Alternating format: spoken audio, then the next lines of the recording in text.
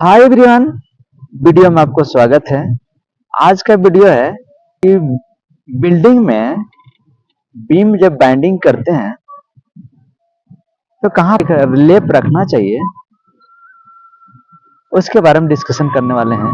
और साथ ही साथ बीम का बटम कटलमेंट बार किसको कहते हैं और एक्स्ट्रा टॉप बार किसको कहते हैं, हम आज इसके बारे में आपको दिखाने जा रहे हैं। तो फ्रेंड, वीडियो जो है यूजफुल और नॉलेजेबल वीडियो है, तो वीडियो के लास्ट तक बने रहिए। तो चलिए सबसे पहले आपको हम बिल्डिंग का जो रड बाइंडिंग हो रहा है उसका लोकेशन दिखा रहे हैं आपको, ठीक है। तो फ्रेंड देखिए, इस टाइप से इधर आपको लोकेशन दिख पा रहा है। अभी रड बाइंडिंग हो रहा है, ठीक है, यानी बीम बंधा रहा है अभी। तो वीडियो दिखाने का पर्पस है फ्रेंड, पहला पर्पस की बीम में कहाँ लेप होना चाहिए, ठीक है। तो फ्रेंड सबसे पहले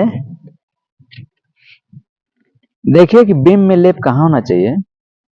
तो बीम में जब भी लेप देना है तो बीम का जो दोनों कॉलम का बीच का जो स्पान होता है ना, दोनों कॉलम के बीच के जो स्पान होता है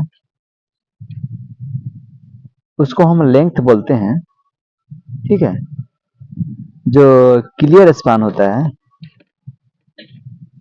उसको 4 भाग करिए और दोनों साइड एक एक भाग छोड़ दीजिए और बीच में कितने भाग बचते हैं, 2 भाग।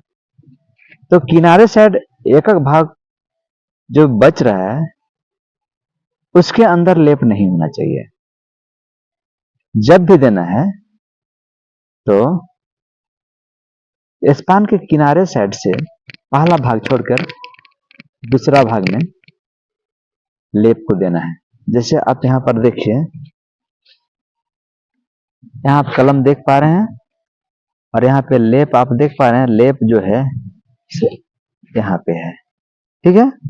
लेकिन इधर कॉलम के सामने अगर आप देते हैं तो वह जंक्शन पॉइंट हो जाता है, ठीक है।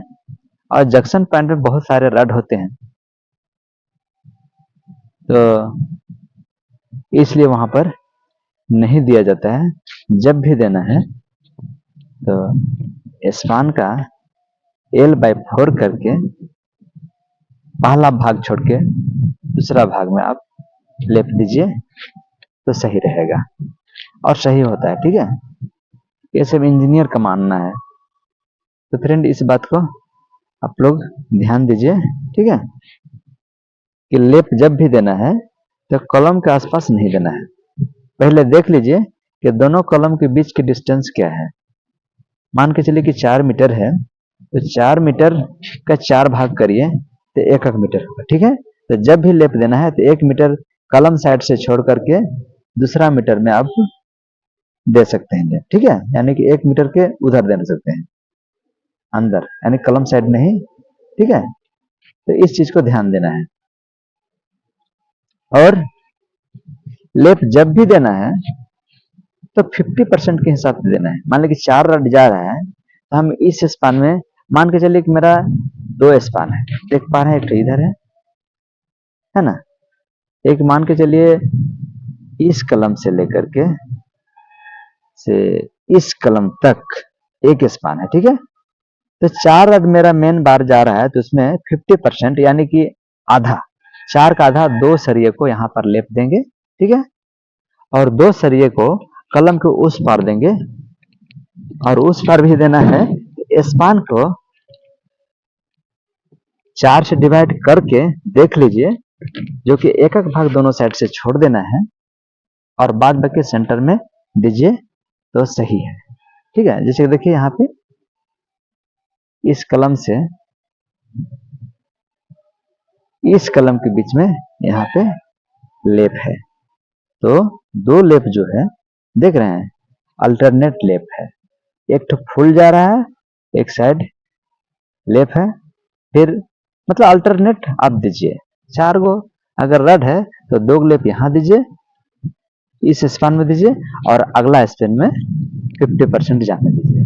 ठीक है, तो लेफ्ट इस टाइप से देना है। ठीक है, और लेफ्ट देने का जो नियम है 50% लेफ्ट दिया जाता है, जो ड्राइंग में मेंशन किया हुआ रहता है वो चीज को फॉलो करना पड़ता है। ठीक है फ्रेंड, आप चलिए आपको बताते हैं कि बीम में कटलमेंट बार किसको बोलते हैं, कट बार किसको बोलते हैं।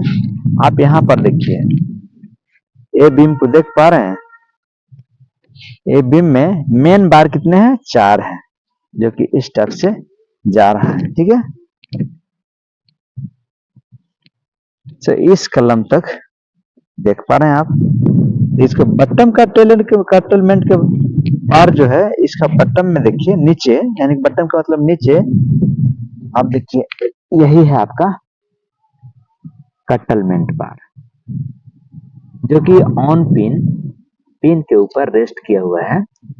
देखिए, और दोनों कॉलम के साइड से कटा हुआ है। ठीक है, यानी कि दोनों साइड से छूटता है। इसका छोड़ने का बेसिक रूल है, उस रूल को फॉलो करना पड़ता है। तो थोड़ा सा मैं इंडिकेट करना चाहूंगा कि बटम कटलमेंट बार निकालने का एक मेथड है, मतलब कैलकुलेट करने का एक वो रूल है, उस रूल को फॉलो करना है। तो रूल क्या है कि बटम कटलमेंट बार को जब भी कट कैलकुलेट करना है, तो इधर कॉलम देख रहे हैं, कॉलम मान के चलिए कि 900 का है, और इस साइड में वो बीम है। ठीक है, बीम मान के चलिए 250 का है। ठीक है, तो कॉलम के सेंटर और बीम के सेंटर